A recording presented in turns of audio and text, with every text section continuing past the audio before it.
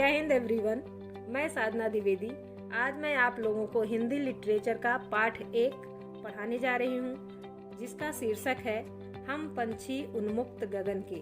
इस कविता के कवि श्री शिवमंगल सिंह सुमन जी हैं। तो शुरू करते हैं।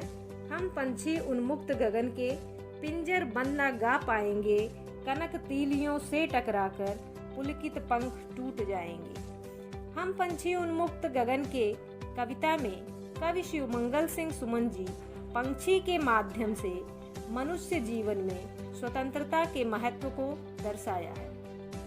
कविता में पंछी अपने व्यथा का वर्णन करता हुआ कहता है कि हम पंछी स्वतंत्र आकाश में उड़ने वाले हैं। हम पिंजरे में बंद होकर गा नहीं पाएंगे। पिंजरा भले ही सोने का बना हो, हमारे आकाश में उड़ने वाले पंख इससे टकराकर टूट जाएंगे। हम बहता जल पीने वाले मर जाएंगे भूखे प्यासे, कहीं भली है कटुक निबौरी कनक कटोरी की मैदासी। हम बहता हुआ जल अर्थात नदियों का पानी पीने वाले हैं।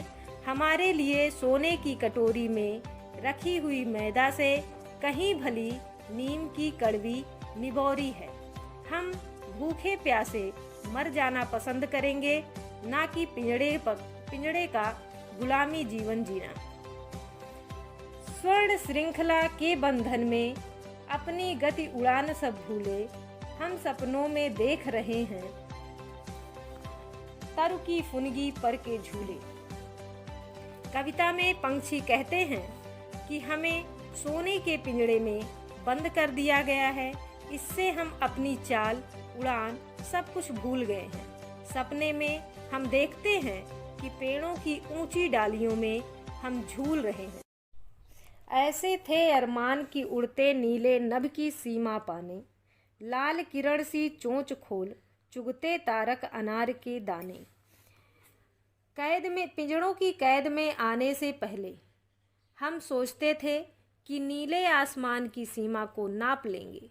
अपनी सूरज की जैसी लाल चोंच से तारों को जो अनार के दाने जैसे हैं उन्हें चुग लेते। यह सब मात्र कल्पना है, क्योंकि हम पिंजरों के बंधन में कैद हैं। होती सीमाहीन क्षितिज से इन पंखों की होड़ा होड़ी, या तो क्षितिज मिलन बन जाता या तंती सांसों की डोरी। कविता में पंछी कहते हैं कि यदि हम आज़ाद होते तो सीमाहीन आकाश की सीमा को पार कर लेते। हमारे पंखों की उड़ान से आकाश की क्षितिज की प्रतिस्पर्धा होती। इस प्रतिस्पर्धा में हम आकाश की ऊंचाइयों को माप पाते या हमारे प्राण पखेरु उड़ जाते। नीड़ ना दो चाहे टहनी का, आश्रय छिन्न भिन्न कर डालो, लेकिन पंख दिए हैं तो आकुल उड़ान में विघ्न न डालो। पंछी कहते हैं कि हमें भले ही रहने का स्थान ना दो, हमारे घोंसलों को नष्ट कर डालो, किंतु हम पंछी हैं, उड़ना ही हमारा काम है। अतः हमारे नैसर्गिक अधिकार अर्थात उड़ने में बाधा मत डालो। तो बच्चों, आप लोगों को ये कविता तो समझ में आ ही गई होगी।